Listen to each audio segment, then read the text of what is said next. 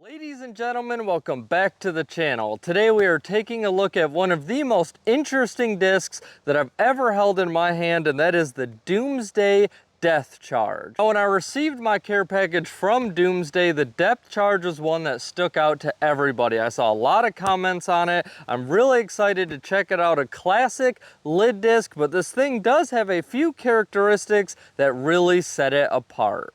Depth charge is your classic lid disc, and the most iconic one that we can compare it to is the pole cap. Now, right off the bat, the biggest thing about the depth charge that really piques my interest is how thick this rim is. It's probably twice as thick as the pole cap. I've never felt anything like this, to be quite honest with you guys. And what I really think will be cool about it is its use for the forehand. Now, a pole cat, I'm not the best with the pole cat, but forehanding this touchy of a disc, no chance. You know what I mean? There's no shot I'm gonna pull that off, but this thick reinforced rim actually feels really good in the forehand position. Now, the other thing that I'm really curious about, all of the lid discs, Innova has like 5 of them. They have the Polecat, the Birdie, the Lynx, the Gopher, the Zephyr.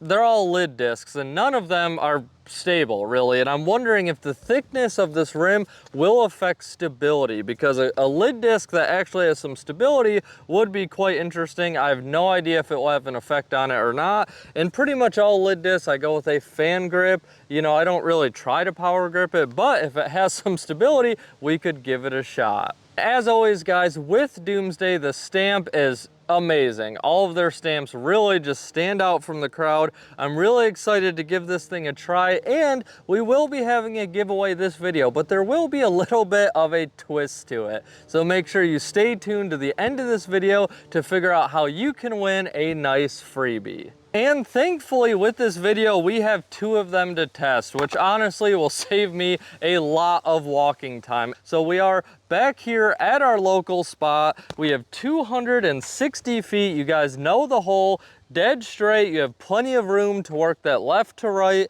You want some stability at the end.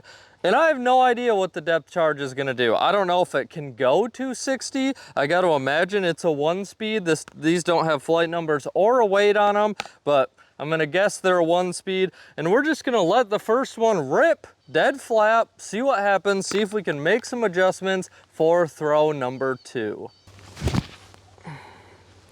Oh, wow.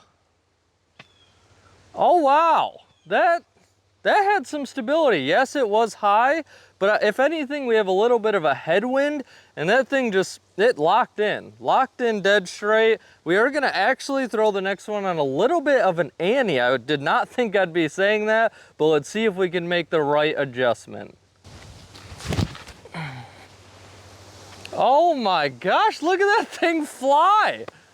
Are you kidding me? And it's like, the wind did not exist. I cannot believe that thing did not bounce, it did not raise, drop, nothing. It was like the wind wasn't there. I put it on a good bit of ante and it actually fought back. I am shocked that that disc has stability, which makes me think those forehand flicks might really be an option. Here's where our player 2 depth charge went. As you guys saw, we legitimately kind of got, you know, that right turn with that left finish at the end. It wasn't aggressive or anything, but it was definitely there. Now, of course, we got to see if it putts. We have left ourselves, I don't know, probably about 46, 47 feet. This is definitely a long one. Let's see if we can knock one of them down with the depth charge. Oh my gosh. It actually, like, that did not feel bad at all. Oh, that one was left. You know, 1 for 2. 1 for 2, no complaints on the puttability. Now, up next, we are gonna put the depth charge up to that flick test that I am so curious about. And this hole, I believe, is about 180 feet. It is absolutely dead straight, and it is a 90-degree hook to the right. I've thrown this hole a million times, never even hit the basket, I don't think. And normally, to put it into perspective, I do a little flick with my splice on this hole. So needless to say, these are extremely different. I'm gonna try to be a lot more touchy with them, but let's see see if we can trust him, which angle we should try to put him on, if this is even a good idea. I have a feeling it will be, and as far as the lid disc goes, it actually feels really good with the forehand grip.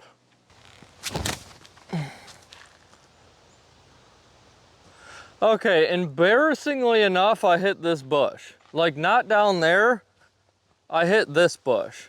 That's, you know, 2 feet off the tee pad, so I can't say I've ever done anything like that before, but all right, we're gonna try it again.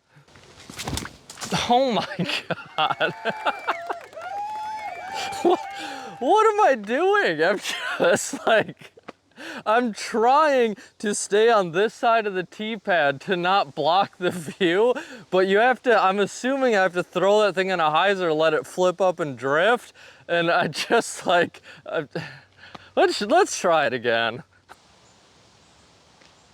Alrighty, we had a combined drive distance of like 100 feet there. And one thing that is so funny is I came in like feeling confident to this video. Me and my good friend Rourke just took down a pretty big tournament at Flip City, the Mekana Classic. It was a lot of fun, a lot of competition down. We did get pushed to a playoff. We came home with the victory. I'm feeling good. And then I come here and just do that. But that right there is the definition of disc golf and why we all love it. You have good days, you have bad days, and we're gonna get this. We're gonna run it back. Hopefully we get one of these decent.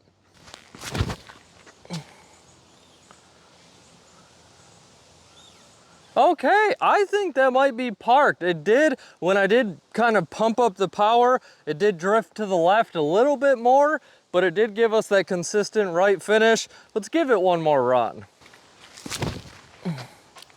Okay, well, I snapped that one much harder. Much harder. Did actually flip up and turn the other way. It's good to know. It is very workable. You just have to, you know, properly gauge how hard you want to throw the disc. Not a bad shot at all. For this week's giveaway, we are going to be doing the Area 51. Now, this is a disc that I have not even reviewed yet, but I want one of you guys, whoever the lucky winner is, get it, do a test for me. I want you to send me just a little message telling me how you think it throws, what shot shapes it suits best for, so then I can use that when I get around to reviewing it. Area 51 feels very interesting. It's extremely rubbery, so it might be good for those approach shots, try to stop some rollaways. The rim, super interesting too. I can't say I've ever felt a rim quite like this, so all you have to do is leave a comment and be subscribed. Guys, if you are enjoying the content, please, if you could hit that subscribe button, I would greatly appreciate it, and just leave a comment of your favorite moment from our depth charge review. Good luck. Now, the thing that I am most excited to try out with the depth charge is that fan grip approach shot. As a lot of you guys know, I have that really old gummy PFN Pro Rhino that I use, but I've been struggling with it lately. It hasn't been as consistent. The grip on it just feels way off. Fun fact, I got that at a Play It Again Sports quite a while ago. My first throw with it was an ace. It never left the bag after that, but I think it might be time to move on. So anything in these tricky kind of outside your putting stance, we have a low ceiling here, probably around 80 feet. I don't think I would go for that with my putter, so we're gonna try a nice touchy fan grip approach shot. I'm gonna put it on a little ante because this thing does seem to have some stability, and see how it works.